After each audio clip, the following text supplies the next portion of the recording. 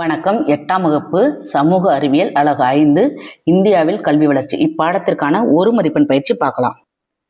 சரியான விடையில வாரணாசியில் குருகுல கல்வி முறை பின்பற்றப்பட்டதற்கான சான்றினை யாருடைய குறிப்புகளில் இருந்து பெறுகிறோம்? பெர்னியர். வங்காளத்தில் அரசர் தர்மபாலரால் நிறுவப்பட்ட பல்கலைக்கழகம் எது? விக்ரமசீல பல்கலைக்கழகம். யாருடைய ஆட்சியின் போது சீன துறவி யுவான்சுவாங் காஞ்சிபுரத்துக்கு வருகை புரிந்தார்? முதலாம் நரசிம்ம பல்லவன். நாலந்தாவை உலக பாரம்பரிய சின்னமாக யுனெஸ்கோ எந்த ஆண்டு அறிவித்தது? 2009.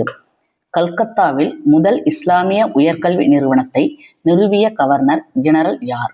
Warren Hastings. காலங்காலமாக விளிம்பு நிலையில் இருந்த சமூகத்தைச் சேர்ந்த பெண்களுக்கென பள்ளி ஒன்றை நிறுவியவர் யார்?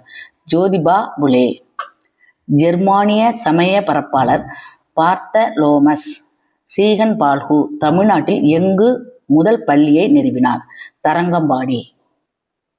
கோடிட்ட இடத்துல அந்தணர் மற்றும் அரச குலத்தோரின் மகன்கள் மட்டுமே டேஸ் இந்தியாவில் கல்வி கற்க முடிந்தது. இதுல பழங்கால இந்தியாவில் பாப்டிஸ்ட் மிஷன் கல்லூரி 1818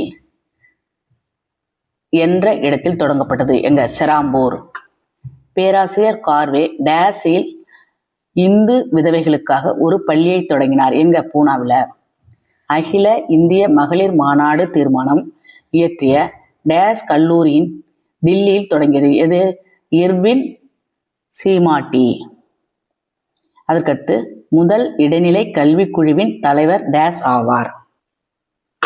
டாக்டர் லட்சுமணசுவாமி முதலியார். பொறுத்துகோல பல்கலைக்கழக மானியக்குழு 1956. கோத்தாரி கல்விக்குழு 1964. மெக்காலே என்பது ஆங்கில கல்வி. இலவச கட்டாய கல்வி என்பது 6 to 14 வயது. டாட்டாவின் இந்திய அறிவியல் கழகம் என்பது பெங்களூரு. அடுத்து சரியா தவறாவில் 1க்கு சரி. 2 நாலடியார் சமணர் வழங்கிய நூலாகும் சரி. 3 உபநிஷத் என்ற சொல்லுக்கு ஒருவருக்கு அருகில் உட்கார்தல் என்ற பொருள் என்பது சரி.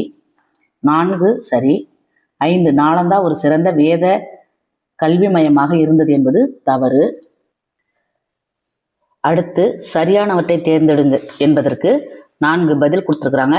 இதுல சரியான பதில் நெடில் இ 1 மற்றும் 3. அதாவது 1ம் 3 தான் சரியானது. இதை கொஞ்சம் பாஸ் பண்ணி படிச்சுக்கிங்க. அதுக்கடுத்து இந்த வீடியோவை பார்த்து பயன்பெறவும். நன்றி.